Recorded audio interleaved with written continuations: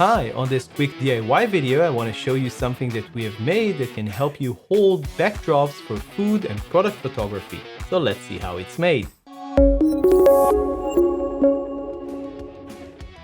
This is going to be a very quick video. We just wanted to show you a simple design that we created that worked really well for us for holding different types of foam boards as backgrounds when we shoot food and product photos and videos in our studio.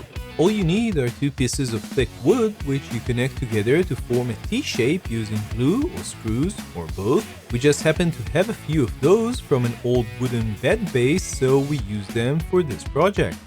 The second component that you will need is a wide folder metal clip which you connect to the wooden T using screws and a washer. Depending on the size of the screw head, you might need more than one washer to secure the clip.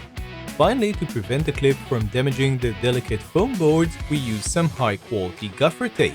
You can use just one, or if you want to be extra safe, two of these DIY holders to secure even very large foam boards. You can also put some paper or fabric background on your foam boards with a few more clips for different looks. Enjoy!